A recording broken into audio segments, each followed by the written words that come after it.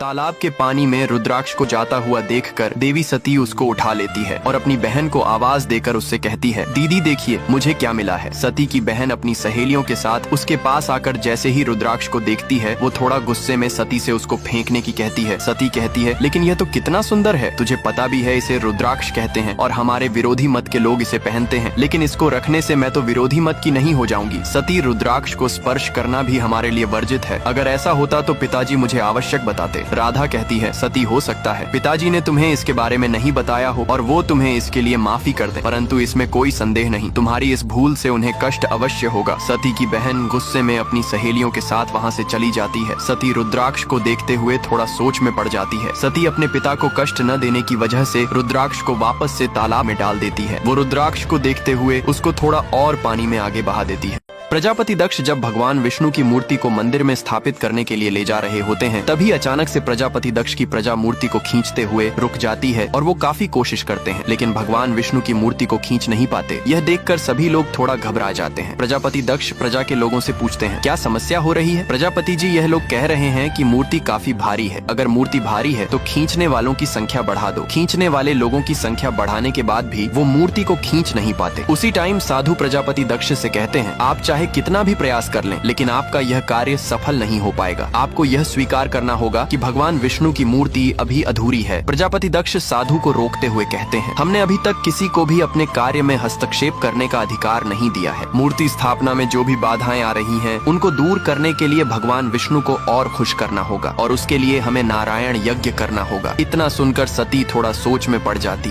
प्रजापति दक्ष जैसे ही विष्णु भगवान को खुश करने के लिए नारायण यज्ञ की कहते हैं, तभी महर्षि प्रजापति दक्ष से कहते हैं, नारायणी यज्ञ कोई साधारण यज्ञ नहीं है। इसकी सफलता के लिए हमें 108 प्रकार के फूलों की आवश्यकता होगी। मुख्य रूप से पारिजात के फूलों की आवश्यकता होगी, लेकिन यहाँ कहाँ पर मिलेंगे पारिजात के फूल? तभी सती कहती है, मैं लेकर आऊंगी पारिजात के फूल। सती, मैं तुम्हें उस घने वन में नहीं जाने दूंगा। पिताजी, आपकी सेवा करने का अवसर मुझसे मत छीनिए, ये तो मेरा सौभाग्य है। सौभाग्य तो मेरा है जो मुझे तुम जैसी पुत्री प्राप्त हुई। मेरे कारण तुम्हें तनिक भी कष्ट पहुँचे, इसके लिए मैं अपने आप को कभी क्षमा नहीं कर पाऊंगा। मुझे कुछ नहीं होगा, भगवान विष्णु मेरी रक्षा करेंगे। पिता श्री, आप बिल्कुल भी चिंता न करें, हम सभी सती के साथ जाएंगे। इतना सुनकर प्रजापति दक्ष सती को घने वन में भेजने के लिए मान जाते हैं। अगले दिन सती अपनी बहनों और सहेलियों के साथ फूलों को खुश होकर तोड़ने लगती है। सती तितली को देखकर मुस्कुराते हुए उसके पीछे पीछे जाने लगती है। थोड़ा आगे आकर सती को पानी में काफी सारे फूल दिखाई देते हैं। सती पानी में फूलों को देखकर मुस्कुराते हुए थोड़ा आगे आकर जैसे ही वो उनको तोड़ने लगती है, तभी उसको तितली के पास वहाँ पर रुद्राक्ष दिखाई देता है। वो उसको अपने हाथ में उठाकर देखने लगती है, फिर वो तितली को देखते हुए उसके पीछे पीछे जाने लगती है। थोड़ा आगे आने के बाद उसे एक विशाल काय शिवलिंग दिखाई देता है, जिसे देखकर वो थोड़ा सोच में पड़ जाती है। थोड़ा और आगे आने के बाद उसे काफी सारे साधु दिखाई देते हैं और वो सभी सती को देखकर उसे प्रणाम करने लगते हैं। एक साधु उसके पास आकर उसे प्रणाम करके उससे कहता है, महर्षि दधीचि के आश्रम में आपका स्वागत है। सती कहती है, मैं दिशा भटक गई हूँ, दिशा भटकना ही दिशा को पाना है। इतना कहकर महर्षि सती के पास आकर उसे कहते हैं, तुमने पहले कभी नहीं देखा होगा इस तरह किसी को शरीर पर भस्म लगे हुए और गले में रुद्राक्ष की माला पहने हुए। ये रुद्राक्ष और भस्म ही तो हम शिव भक्तों की पहचान है। भगवान शिव का नाम सुनकर सती थोड़ा चौंक जाती है। भगवान शिव शंकर महादेव, जिनकी दिव्यता को तुम्हारे पिता प्रजापति दक्ष ने हमेशा से नकारा है। दोस्तों, वीडियो को लाइक करें, चैनल को सब्सक्राइब करें।